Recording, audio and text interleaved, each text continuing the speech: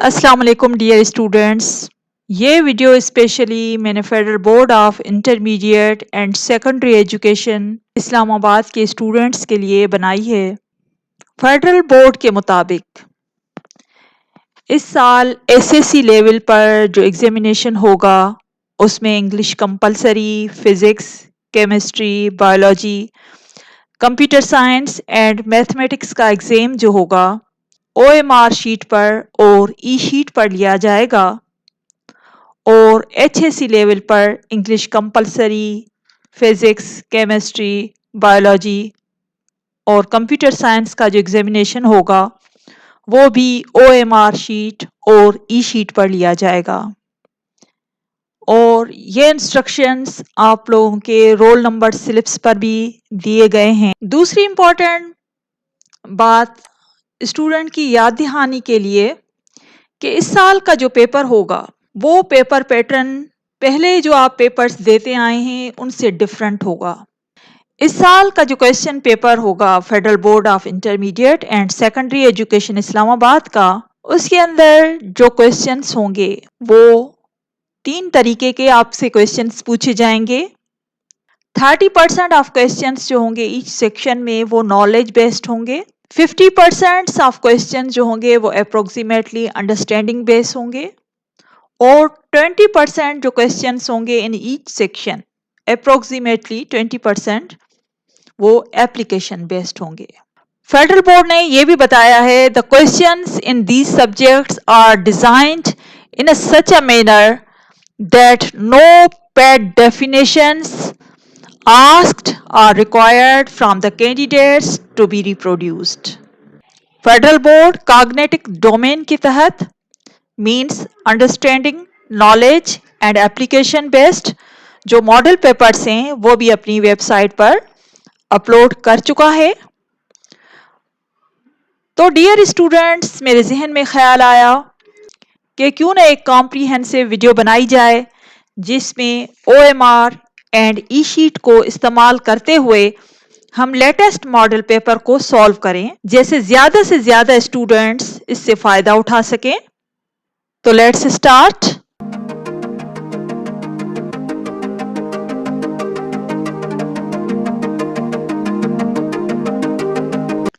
Students, हमने second year का computer science का मॉडल पेपर उठाया है और शीट पर सेक्शन ए को सॉल्व करने के लिए हम सबसे पहले इंस्ट्रक्शंस जो हमें ओएमआर शीट पर गिवन है हम उन पर नज़र डालेंगे।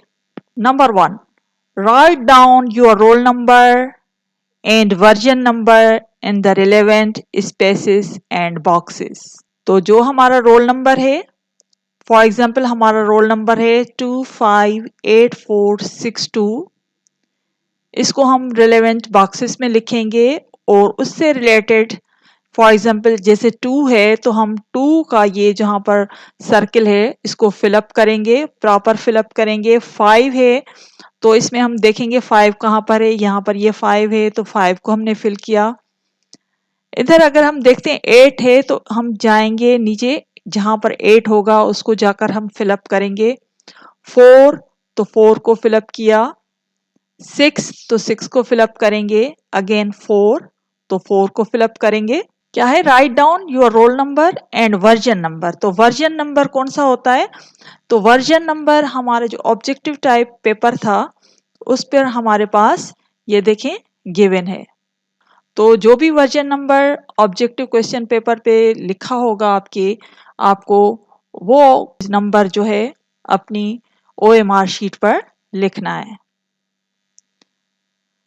जैसे हमारे पास हमारे ऑब्जेक्टिव टाइप पेपर पर लिखा हुआ था 3461, तो 3 को हमने फिल किया बबल को, और 4 के बबल को फिल किया, 6 को किया और 1 को किया। Also fill in the relevant bubbles for roll number and version number correctly. तो दोनों काम हमारे हो गए। Also fill in remaining blank spaces correctly. For example हमारे पास सब्जेक्ट क्या है, कंप्यूटर साइंस, पेपर कौन सा है, पार्ट 1 का है या पार्ट 2 का है, टेक द रिलेवेंट और कैंडिडेट सिग्नेचर, ये भी हमने काम कर लिया। उसके बाद है कि वर्जन नंबर को हमें इधर भी लिखना है। जो हमारे ऑब्जेक्टिव टाइप क्वेश्चन पेपर पे वर्जन नंबर लिखा हुआ है, इसको हमें इधर भी दोबारा से लिखना है। Choose the correct answer A, B, C, D by filling in the relevant bubble for each question. Candidates are allowed to use blue or black ballpoint or marker only. इनके अलावा कोई भी आप और किसी कलर की पेन इस्तेमाल नहीं कर सकते। Use of lead pencil is strictly prohibited. Pencil आप हरगिज इस्तेमाल नहीं कर सकते। Ensure that selected bubble is completely filled in. Do not mark any area outside. तो हमें जो भी बबल फिल करना है तो वो बिल्कुल उस सर्किल के अंदर ही फिलअप होना चाहिए, उसको कोई भी उसकी लाइन बाहर की तरफ ना हो। Example is given below.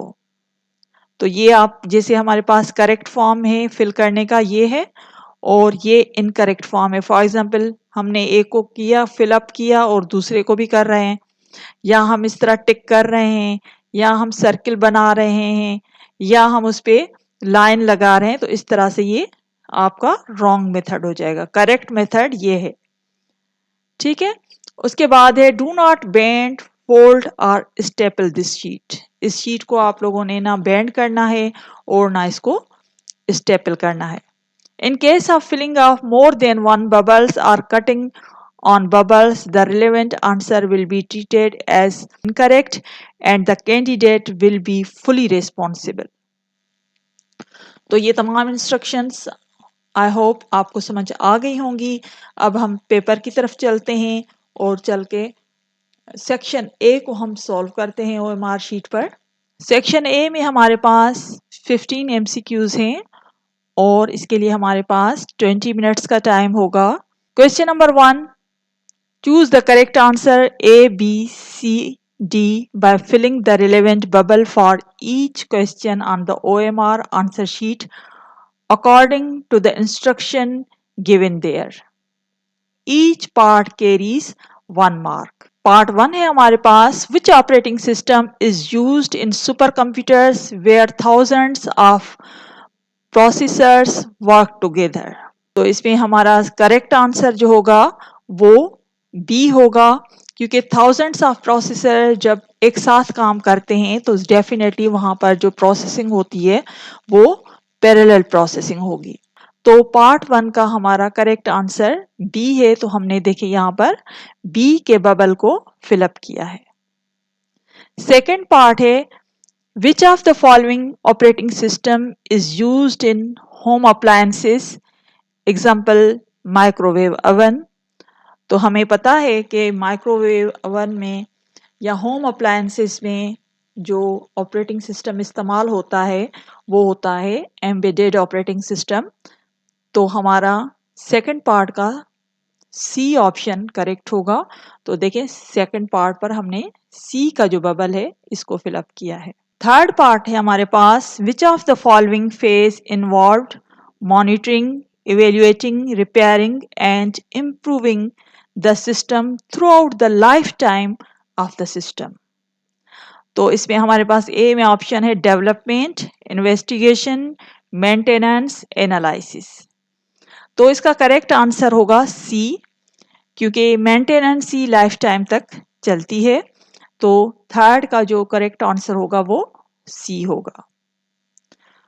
Fourth में हमारे पास है, फोर्थ पार्ट में, in system development life cycle method of implementation from an old system to a new system gradually is called step by step implementation, phased implementation, parallel implementation और pilot implementation. तो इसका correct answer होगा phased implementation. Phased implementation में ही क्या होता है कि ग्रेजुअली हम क्या करते हैं, कन्वर्ट करते हैं, इम्प्लीमेंट करते हैं old system to a new one. तो फोर्थ पार्ट का जो करेक्ट आंसर होगा वो बी होगा। फिफ्थ पार्ट हमारे पास है, which header file must be included in the program to use set width. तो हमें पता है कि इसके लिए हम इस्तेमाल करते हैं हेडर फाइल iomanip.h। तो इसका फिफ्थ का जो करेक्ट आंसर होगा वो होगा सी। तो हमने फिफ्थ में सी के जो बबल है इसको हमने फिलअप किया है। What will be the output of the following statement? Statement हमारे पास क्या है? हमारे पास x की वैल्यू है 3, y की वैल्यू है 17। तो सी आउट क्या है कि x divide by y। x की वैल्यू हमारे पास क्या है? 3 है। 3 डिवाइड बाय जब 17 करेंगे तो इसका आंसर हमारे पास क्या आ जाएगा? 0। उसके बाद हमारे पास नेक्स्ट क्या है? y divide by x। y को अगर x से डिवाइड करेंगे तो हमारे पास 5 3 जार 15, मतलब कि इसका जो डिवीजन का जो आंसर आएगा वो आएगा हमारे पास 5। उसके बाद हमारे पास क्या है? y मॉड्यूलो x या y मॉड्यूलस x। तो जब हम रिमाइंडर जो होता है, जब हम y डिवाइड बाय x करेंगे तो हमारे पास आंसर तो 5 आया, लेकिन उसका मॉड्यूलस हमारे पास क्या बचा था? 5 3 जार 15, तो रिमाइंडर इसका बचा था हमारे पास 2। तो पार्ट 6 के लिए हमारा जो करेक्ट आंसर होगा वो होगा ए। सेवेंथ पार्ट हमारे पास है कि what will be the output of following code if a equals to 15 and b equals to 10। ये स्टेटमेंट हमारे पास है a is greater than b। तो एक है हमारे पास इसकी स्टेटमेंट a माइनस b और दूसरी स्टेटमेंट हमारे पास है a प्लस b। तो स्टेटमेंट देखकर आप समझ गए होंगे कि ये कंडीशनल ऑपरेटर है। तो कंडीशनल ऑपरेटर में आपको जैसे पता है कि क्या होता है कि अगर कंडीशन ट्रू होती है तो फर्स्ट स्टेटमेंट एग्जीक्यूट होगी, और अगर ये कंडीशन फॉल्स होगी तो सेकंड स्टेटमेंट एग्जीक्यूट होगी। लेकिन हमारे पास इस केस में क्या है? कंडीशन ट्रू है, क्योंकि a की वैल्यू 15 है और b की वैल्यू 10 है। तो a is greater than b है, तो इसमें हमारी स्टेटमेंट एग्जीक्यूट होगी a माइनस बी। जब a माइनस बी एग्जीक्यूट होगी तो हमारे पास आंसर आ जाएगा 5। तो सेवेंथ पार्ट का a जो है करेक्ट आंसर है, तो हमने a के बबल को यहाँ पर OMR शीट पर फिलअप किया है। एट्थ पार्ट है हमारे पास, which of the following accesses in the seventh element stored in array. तो जैसे कि हमें मालूम है कि अरे की इंडेक्स जो होती है वो 0 से स्टार्ट होती है। तो सेवेंथ एलिमेंट किस नंबर पे आ जाएगा, किस इंडेक्स पे आ जाएगा? 6th पे आएगा। ठीक है, तो एट्थ का करेक्ट आंसर क्या होगा? ए। तो हमने ए के बबल को यहाँ पर OMR शीट पर फिलअप किया। नाइन्थ पार्ट है हमारे पास, how is a function declared if it does not have any return type. जब कोई रिटर्न टाइप नहीं होती तो इसको हम रिटर्न टाइप लिखते हैं void। तो नाइन्थ का सी पार्ट करेक्ट होगा, तो हमने सी के बबल को यहाँ पर फिलअप किया। 10th पार्ट है हमारे पास, the dereference operator is denoted by. इसका करेक्ट आंसर होगा ए। तो 10th का हमने ए के बबल को फिलअप किया।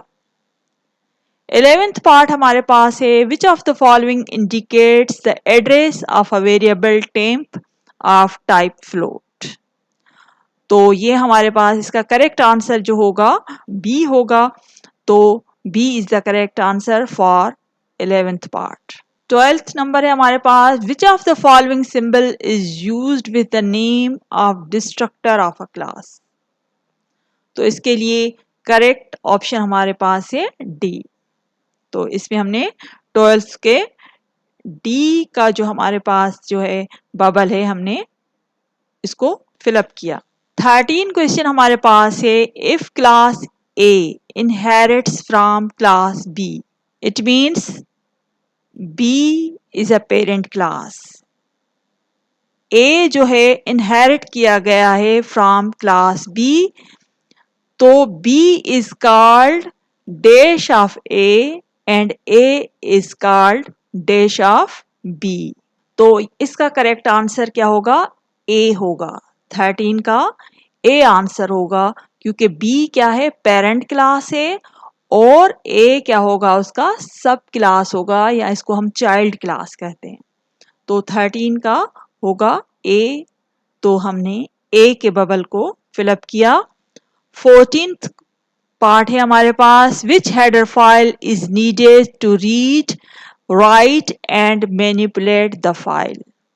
तो ऑफ कोर्स इसके लिए डी ऑप्शन होगा, 14th का होगा डी। एफ स्ट्रीम जो है ये हम इस्तेमाल करते हैं रीड, राइट एंड मैनिपुलेशन के लिए, हम एफ स्ट्रीम हेडर फाइल इस्तेमाल करते हैं। तो 14th का डी पार्ट करेक्ट आंसर होगा।